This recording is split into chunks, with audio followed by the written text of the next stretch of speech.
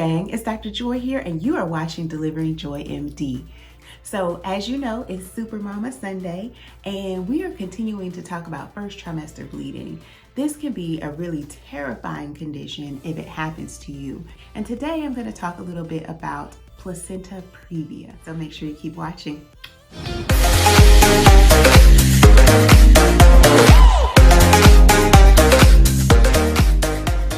So with placenta previa, the issue is that the placenta is actually previewing or coming first. The placenta is developing over the exit, meaning that instead of the baby coming out of the cervix first, the placenta would be coming out of the cervix first. So it's an important condition because the placenta is a large network of both the maternal blood supply and the fetal blood supply. So moms and babies' blood supplies mix in the placenta. So it is a very vascular area that is full of blood.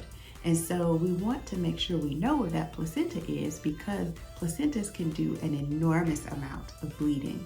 So there are a couple of types of placenta previa that can occur. The first one is not really a previa at all, but it's called a low-lying placenta, and that's when the placenta is less than 2 centimeters away from the cervical opening.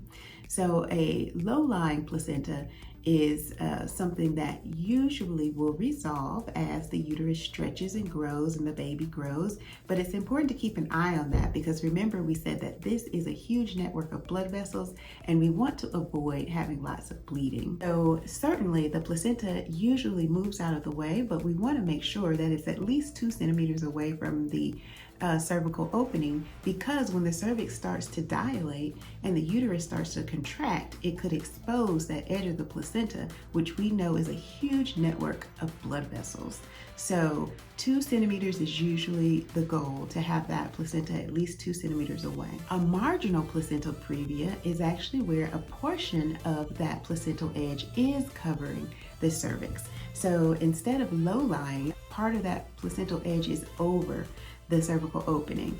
That means that it's not completely covering the cervical opening, but that there is enough there to where we would be concerned about a woman laboring for a vaginal delivery because there can be quite a bit of bleeding. Marginal placental previas can also resolve as the uterus grows and the lower part of the uterus, known as the lower uterine segment, starts to expand. So that's a good thing. We can sometimes prevent having to have cesarean delivery if that placenta migrates up and out of the way. Finally, we have what's called a complete placenta previa. A complete previa is where the placenta is completely covering the exit. And in these cases, it is very important that we keep a close eye on that placenta and that mom keeps a very close eye on bleeding. All of these conditions can cause first or second trimester bleeding, but with a complete previa, we are obviously at much higher risk of having a hemorrhage. So it's really important that we pay close attention to that.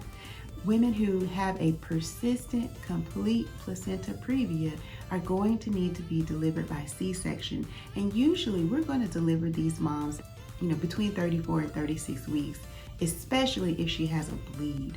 And these bleeds can be massive. Complete placenta previa can cause a very large hemorrhage and is usually completely painless. So normally women wake up or look down and realize that they're losing quite a bit of blood.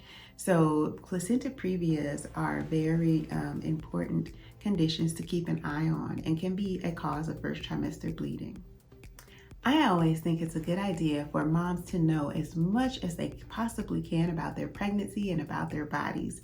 So it's totally okay to ask the question, hey, where's my placenta located?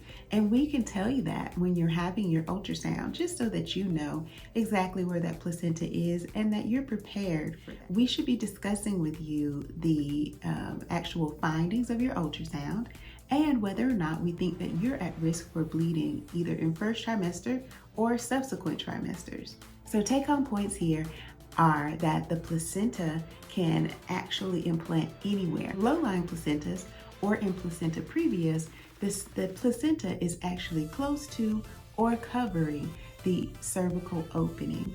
So we always want to pay close attention to bleeding. We often find these in first or second trimester on ultrasound, and moms may experience bleeding or they may not. But it's very important, if you have this condition, that you refrain from placing anything in the vagina. So you want to have complete pelvic rest until your obstetrician tells you that it's okay for you to go back to sex or using tampons or inserting anything in the vagina. So I hope that this has been helpful for you for our Super Mama Sunday, and I hope you'll tune in next Sunday for more pregnancy education.